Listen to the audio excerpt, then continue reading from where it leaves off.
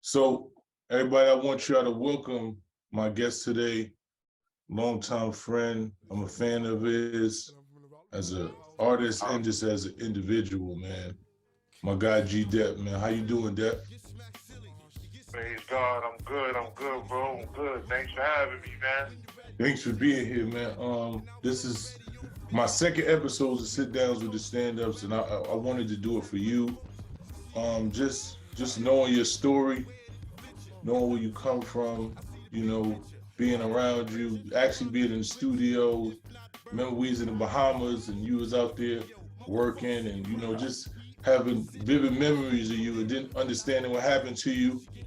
And then now, knowing that you have an opportunity soon, you'll be up for parole and hearing that the judge actually, recommends that you be released, man. It's a blessing. So I wanted to just sit down with you for a Right. minute. I know we ain't got long because as we already know, you incarcerated. So, I want you to what I want you to do is give the people who don't know a little bit of your background. Right. Well, Harlem bred, man. You know what I'm saying? From the east side, you know what I mean? The west side grew up, just running around Harlem, Bronx, you know what I'm saying? Back and forth. Jersey, you know what I'm saying? I go by the name of, G-Dep, aka G-Dep, actually Travell Coleman, you know what I'm saying? We did a little thing back in the days, like the brother was just saying. Mysonne was saying about, Bad Boy, and I don't know if everybody's familiar with it, but I know it's another generation out there where we had some stuff going on in the early 2000s, late 90s. You know what I mean? The Bad Boy era, we did our thing, and some things transpired, man, and unfortunately, I'm incarcerated right now. And, I'm just shouting the brother out, man. He's doing a lot of big things. And, I just, he had a platform that, he invited me onto. So, here we are. So explain, like, what transpired? You assigned to Bad Boy. You know, you had Special Delivery was one of my favorite songs. You had, you was writing for a lot of people. I know you was writing for Puff. I know you was doing a lot of just a lot of writing work and also putting out dope music. So what transpired that found you in prison? Well, I mean, I can't say anything that transpired. Well, I should retract because really, it was already in motion. You know what I mean? As I was, signed, and all of that. You know what I'm saying? So it wasn't like anything actually happened. Well, something actually, happened within to me. You know what I'm saying? Personally, you know what I'm saying? In my spirit, you know what I'm saying, that you know set the whole event of me being locked up. But nothing, per se actually happened, like, for me to, get locked up. You know what I'm saying? Because this, I'm locked up for something that happened before that. You know what I mean? I turned myself in.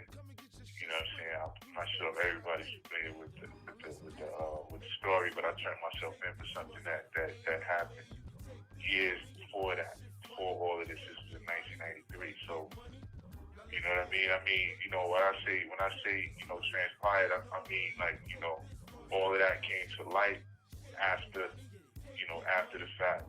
You know what I'm saying? That I got signed. That I had, went to the, was putting out music and all of that stuff. So So yeah, but yeah, man. there's a lot of it's gonna be a lot. I don't know if you're comfortable with just talking about it, but it's a lot of young kids, and a lot of them aren't privy to the kind of like the story of what happened. Like I know, and the people from our era more than likely know, but just a little more of what was it that you turned yourself into? What happened? Not I don't need you to give me details, if it's not something that you're Yeah, really yeah. comfortable, but just it's kind of like explaining what happened. Right, yeah. Well, it was, before, I came up, what I'm saying, in the rap, industry, the music industry rather. You know what I'm saying?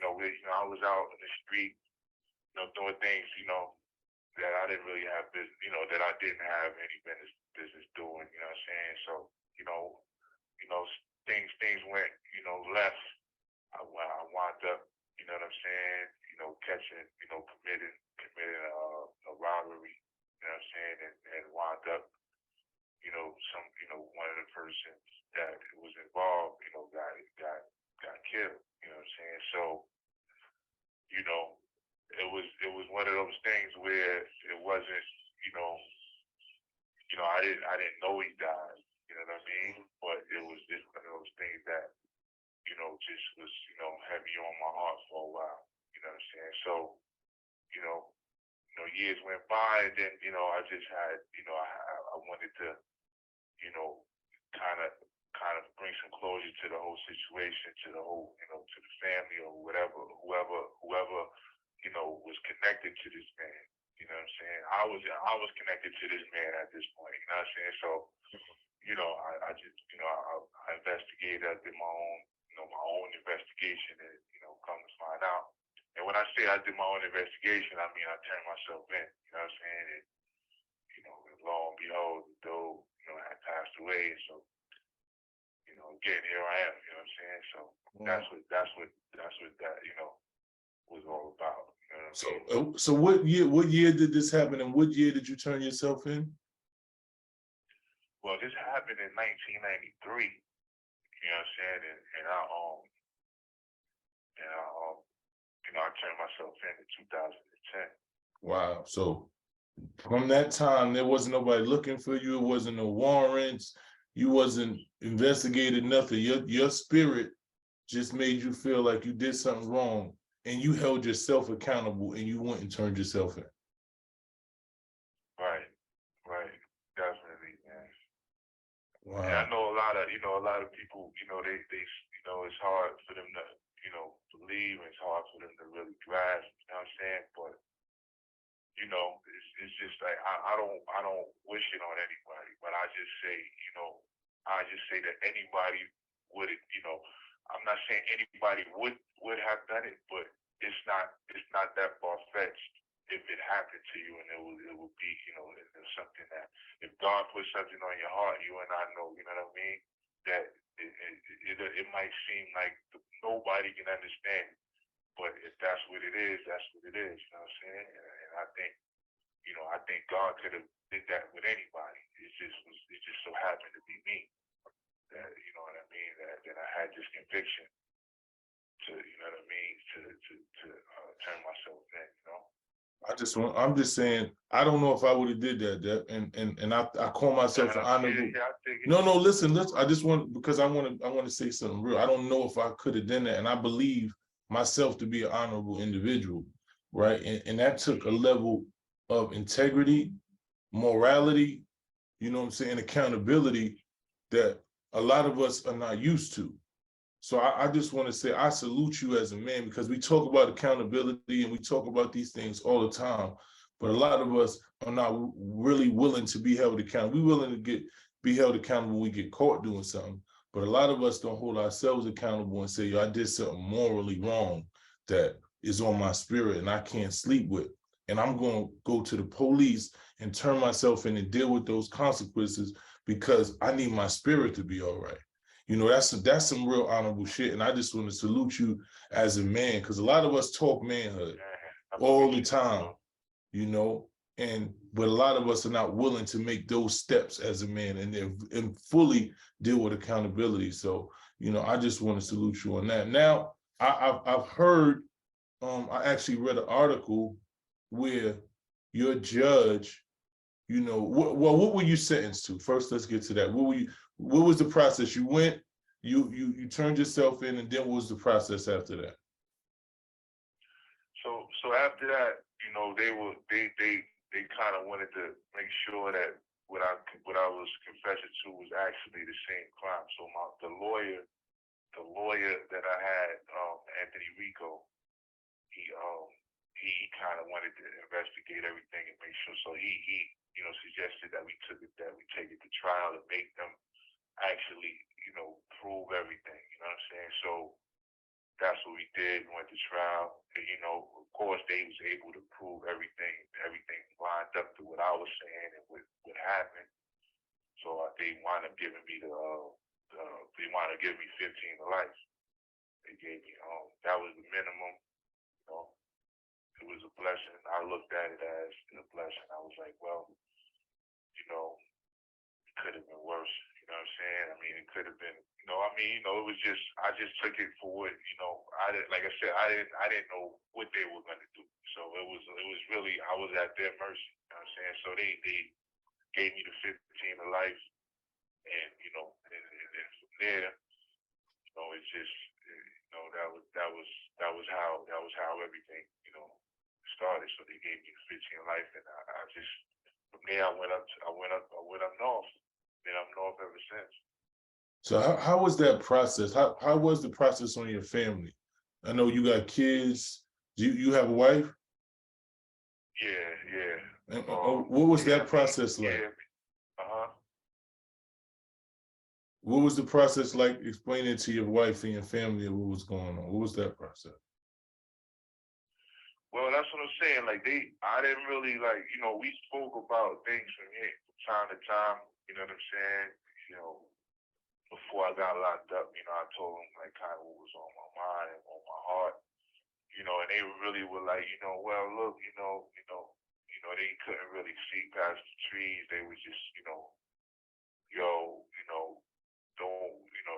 do anything that can, hurt you. You know what I mean? That was a long time ago. We don't know what happened. Things like that. You know what I'm saying? So, and these were brief conversations. These were like, things that I just, brought up, like, over a slice of pizza or something. Like, yo, so yeah,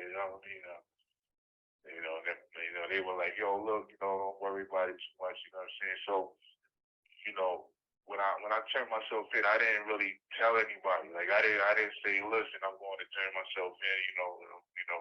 Don't forget to turn the stove off, stuff like that. Like I didn't do none of that. I just went in one night after I did an interview.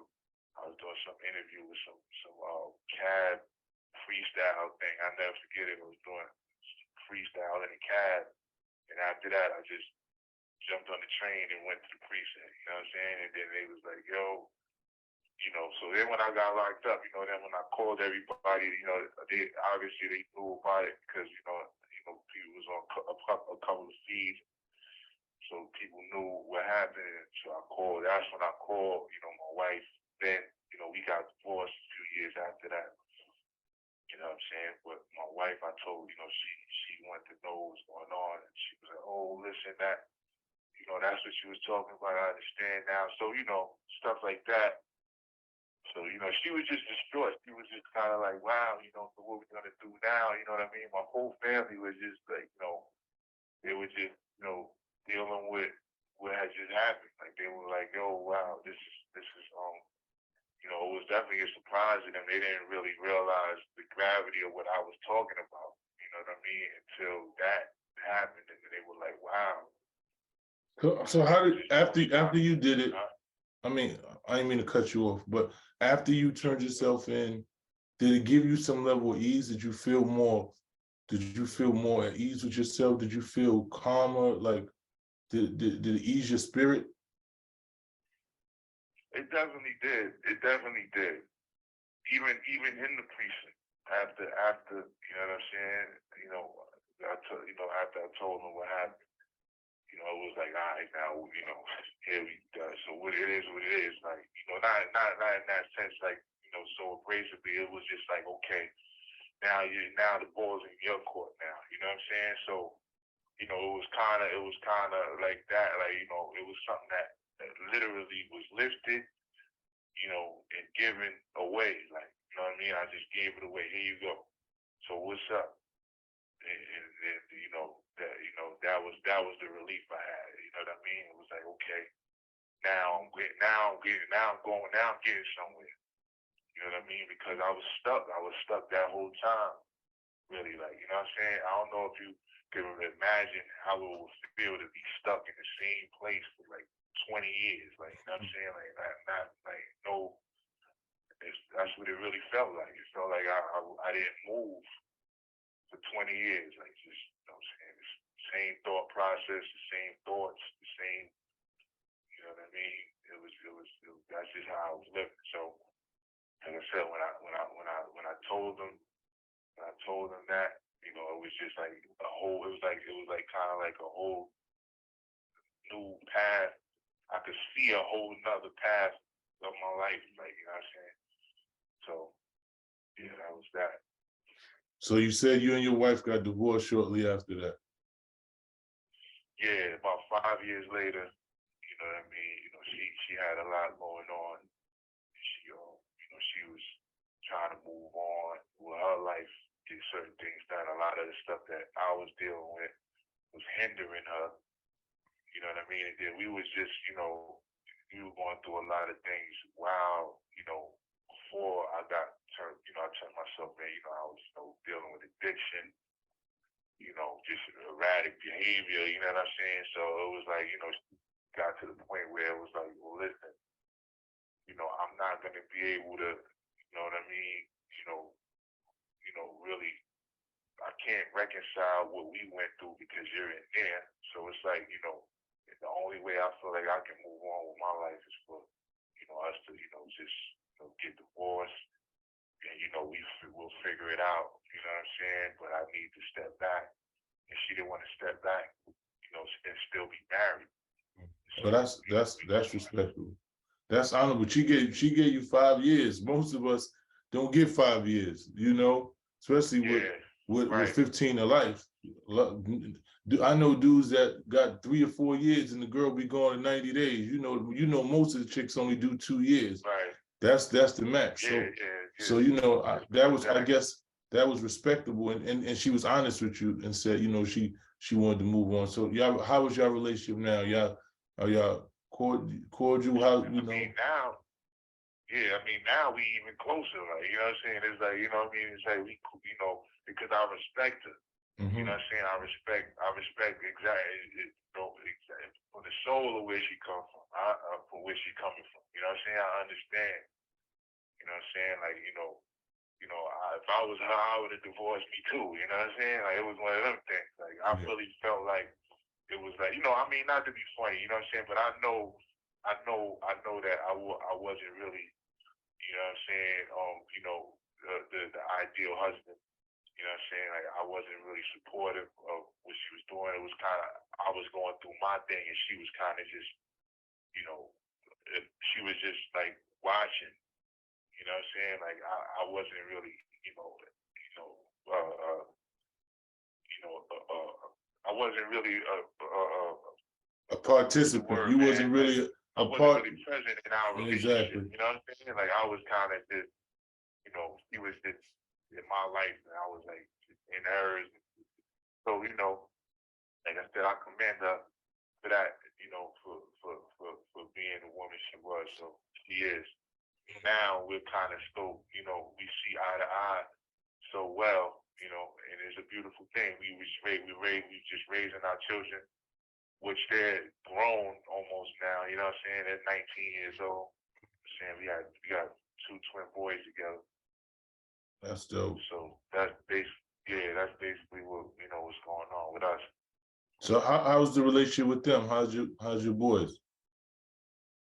They good, man. They good, man. They in college, you know. Praise God. You know what I'm saying? And she did a wonderful job with making sure that they, you know, stayed in school.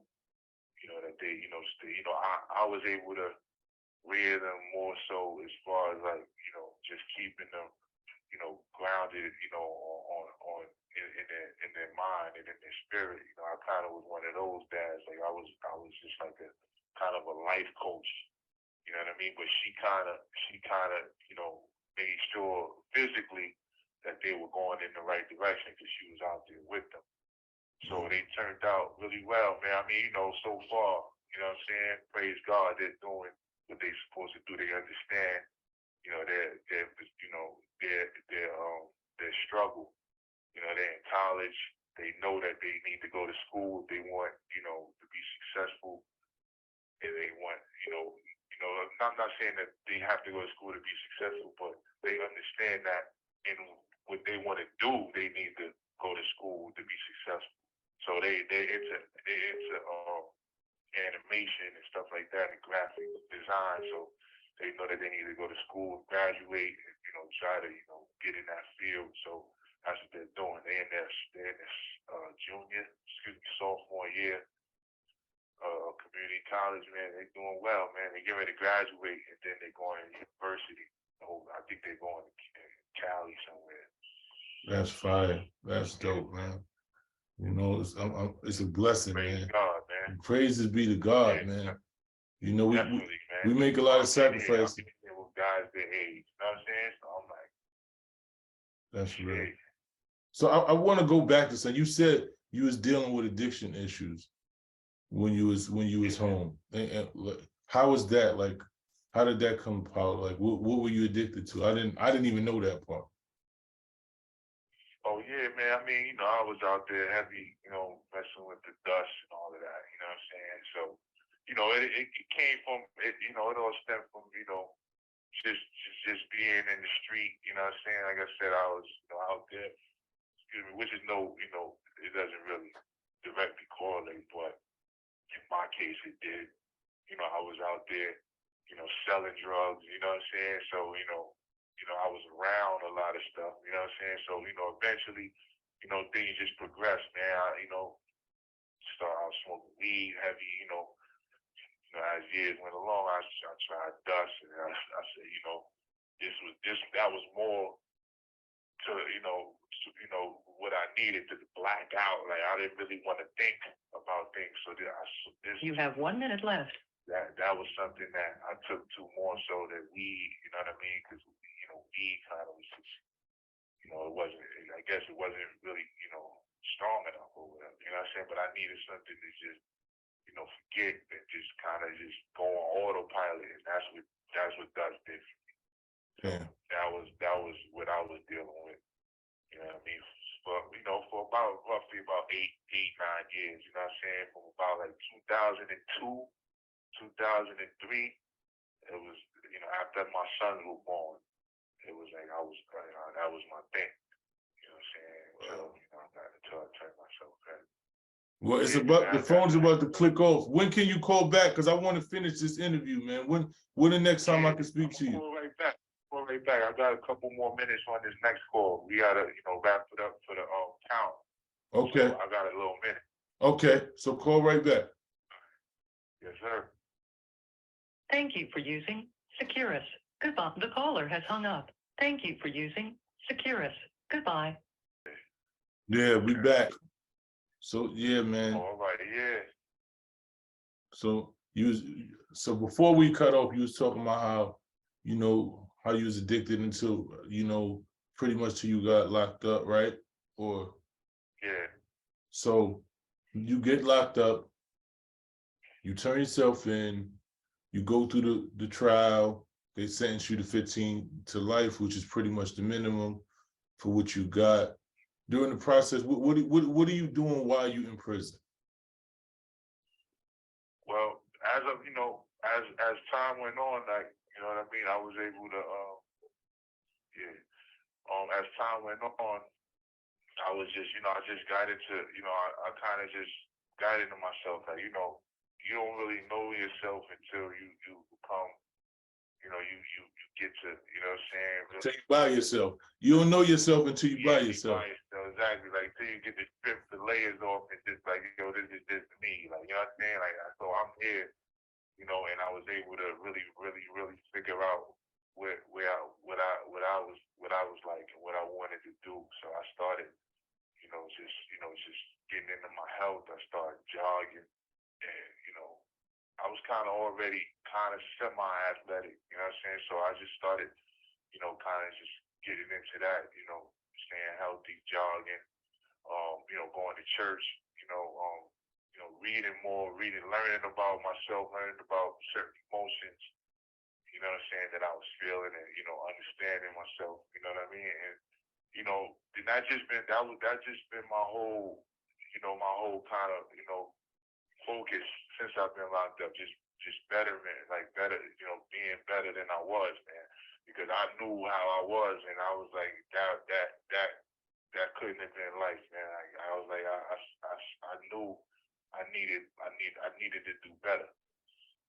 So, that was where I was at when I came in here. I just said I got to do better. You know what I mean? So That's what's that's up. all I've been doing. I've been there. I've been going. I started. I enrolled in NA, AVP. They got a thing called alternative to violence program. Yeah, I was in that. I facilitated. I facilitated for 3 years in a row.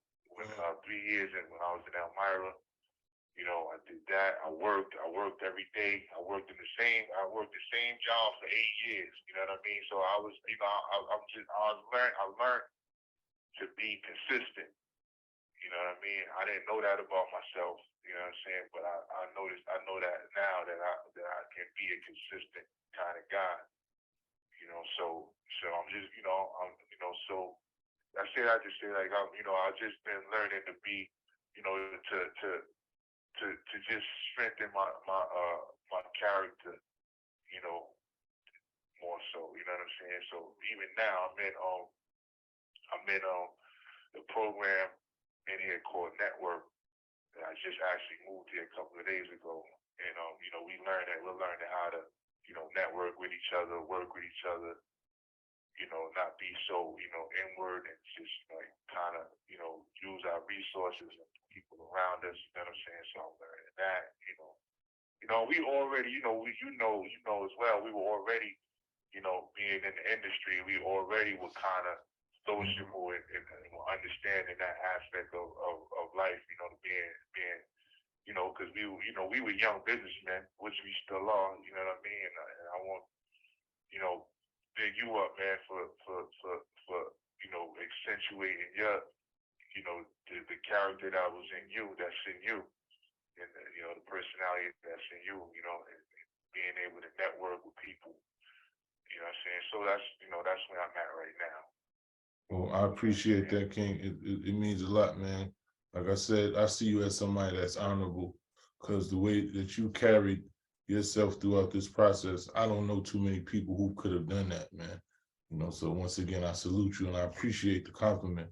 How long have you been down, Dep? Well, it's been 12 years now, actually, in December, I think 17th or something like that, the 16th. That'll be 12 years. Wow.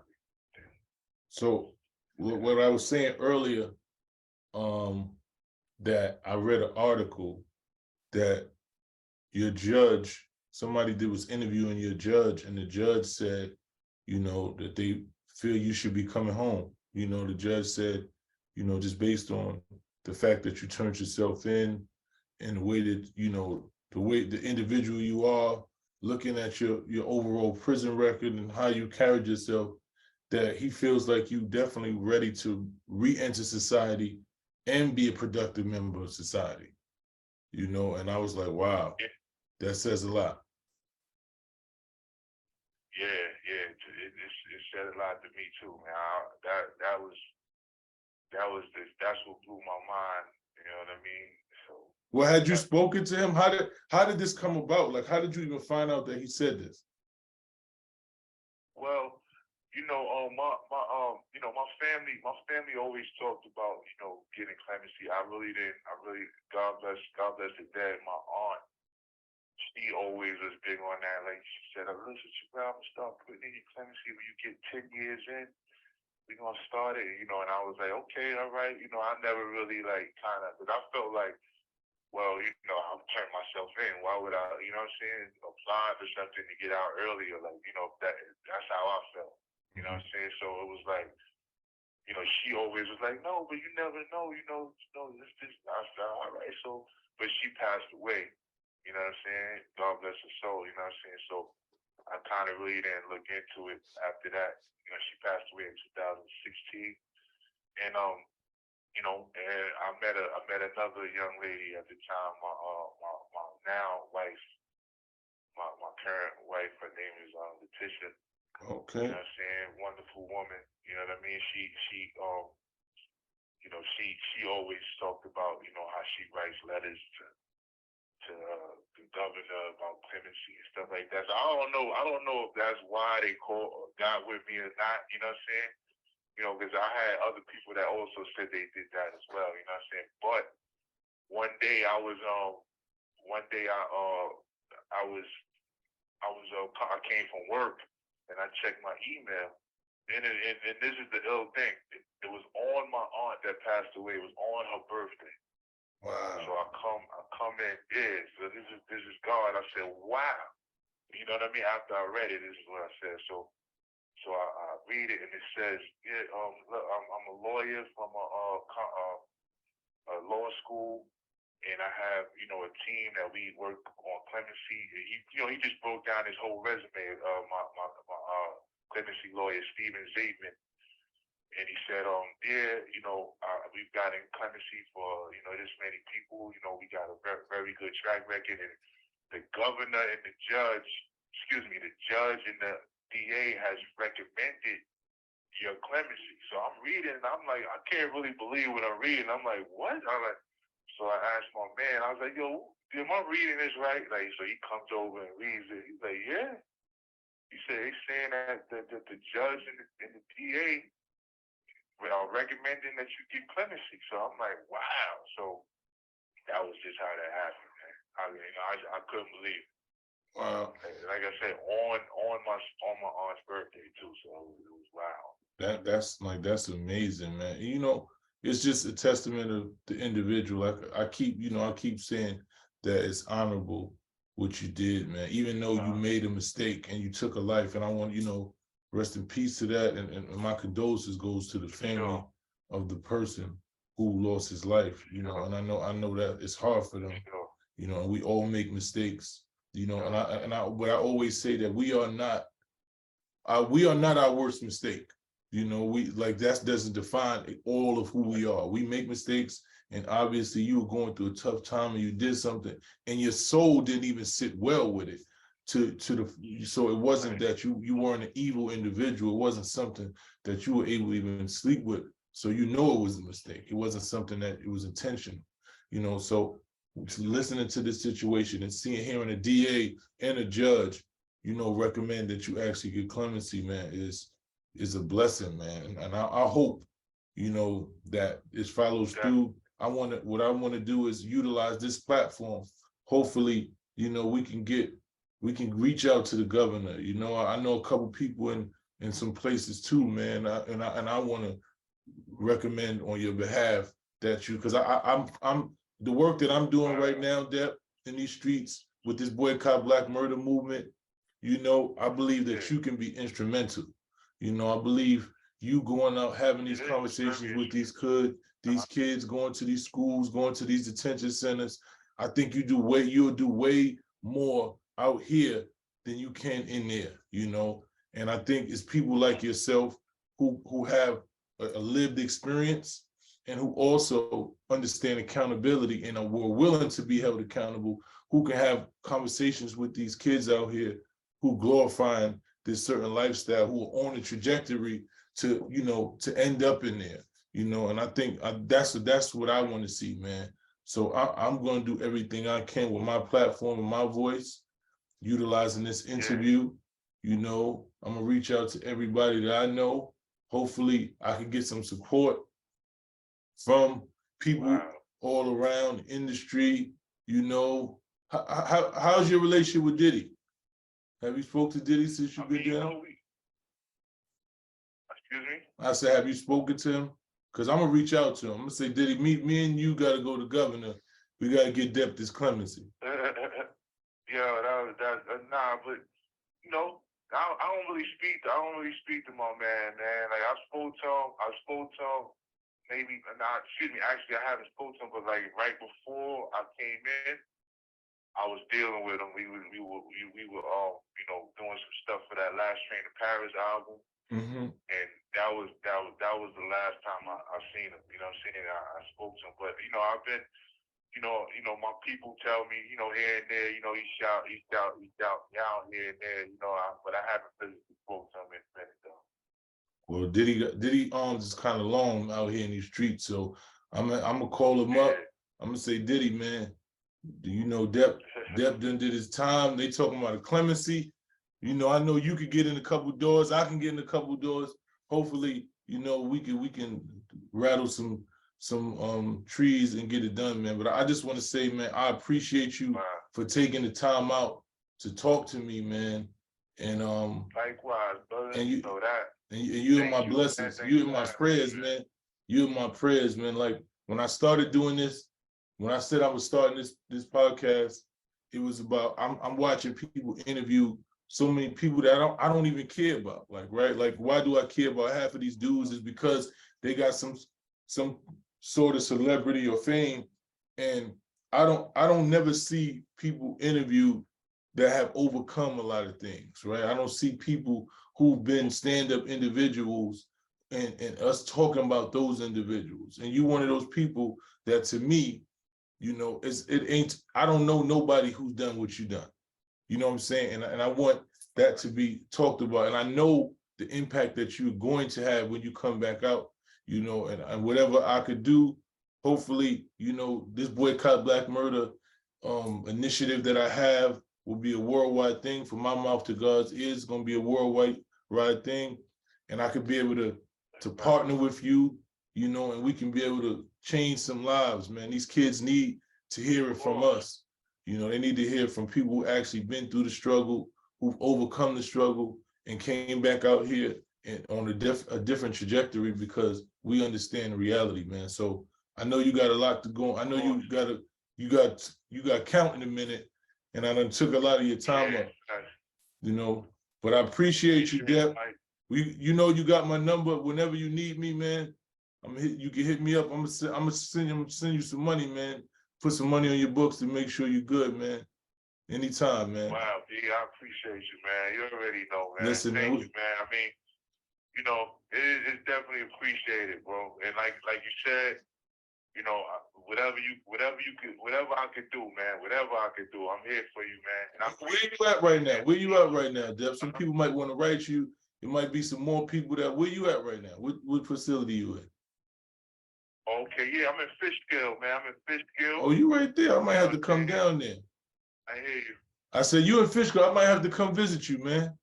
You right there. Oh, word, that'd be dope. Yeah, man, I'm here. Yeah, it's kind of close to us right here, man. I'm in Fishkill. I think it's in Beacon, New York, man. It's right. And what's your name? Somebody, just get some letters and some hope, man. What's your name? Oh yeah, Travell Coleman. 12A2293. You know what I'm saying? Word, B. I mean, it's crazy that that's the contacts right now, man. I'm a number as well as a name. You know what I'm saying? But definitely, man. I mean, it would be great to see you, man. I haven't seen you in years. I see you out there though. You know what I mean? Don't get it wrong. I'm watching.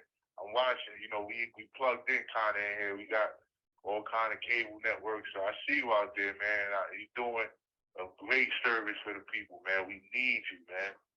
I appreciate it, man. I say I'm doing God's work, man. I call it God's work, and hopefully when you get out here, you can help me in some of this God's work, man. I'm with it, man. Definitely. That's what we're here for. Well, I appreciate you, Dep. I'm gonna let you go. I'm gonna try to schedule this visit to come out there. Likewise. One of these days, man. I'm gonna connect with you, man. But I'm gonna send you put some money on your books, and I'm gonna work. I'm hitting up Diddy. I'm hitting up all these rappers. Look, we got to get Dep out on this clemency. So we're gonna call up the new Kathy Hochul. We got a couple people in her. Yeah, I know a couple people that know her, man. So we're gonna see what we can do, man. For real. Wow, man, that's a blessing, man. Praise God. I appreciate you. Word, man. You already know, man. Nothing but love, King. You be safe. Likewise, bro. Do the same, all right? Salute. Right, salute. All right.